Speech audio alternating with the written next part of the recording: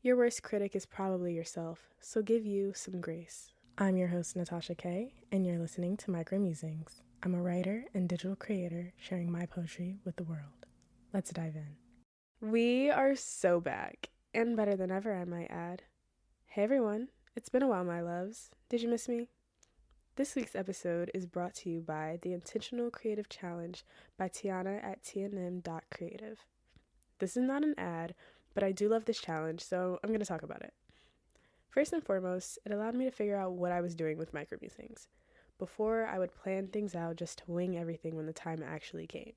But now, I have a true vision for what I want this to be and how far it can go. And I'm super excited to watch it grow and have y'all here to experience that with me. Now, about this poem. It's 3 letters. To the creative I used to be, the one I am now, and the one I wish to become. Which is quite literally what the 3rd week's challenge was, so I've been sitting on this one for a minute. As I was writing these, I realized that I've always been super hard on myself, especially when it comes to my creativity. I don't see the talent that others say I have and always feel like I could do better. An example of this would be a couple years ago, I wrote a poem called Talent Over Hard Work. Let me know if y'all want that one. Because my friends are super talented and seem to write effortlessly, while I struggle to craft decent stanzas. I followed that poem up with another one about how I say I don't like what I write in case the reader has critiques or just straight up hates it. Not my finest moments, but one of my many truths nonetheless. Anyways, I'm starting to ramble, which is nothing new, so we're just going to get into the poem. Hope you enjoy it. Here's Letters to the Inner Creative Critics. To my past self, I'm sorry that I didn't believe in you.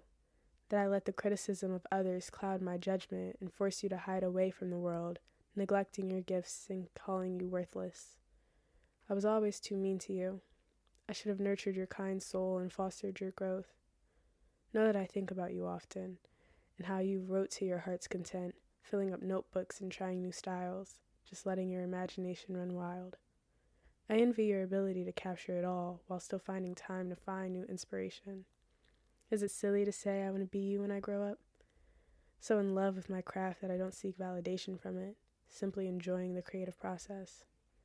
I want to tell you a secret while I have you here. You abandoned short stories and jumped ship to poetry. You still write songs from time to time, but you'll have your favorites from before you really experience life. You're also going to receive support from unexpected people and notice its absence from those you love, but never let that discourage you because your time will come. To my current self, you are more than enough. You are qualified, so don't let doubt and comparison lead to lack of motivation.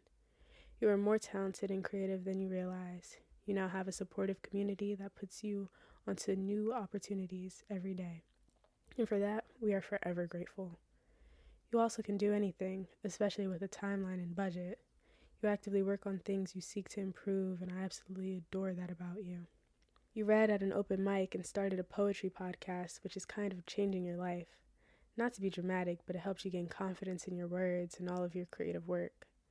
I know you remember doing all of these things, but sometimes you need to be reminded of your accomplishments. You're more amazing than you give yourself credit for.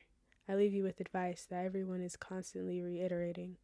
Continue to work for progress and make connections, but most importantly, know when to rest. And lastly, to my future self, I don't have many words for you because you're an enigma. There's so many versions of myself that I saw happening, and I don't know which route we took. I hope you got the chance to try everything on your never-ending quest of doing all the things, and that regardless of what your work is now, that you are genuinely happy and proud. I know that I am, because I worked really hard for you. Countless nights I cried for you, praying it all worked out in your favor, dreaming of the beautiful life I know that you live. I'm also happy because I know that by now you found your confidence to actually talk about your accomplishments. I just can't wait to become you one day, but until then, please never stop creating.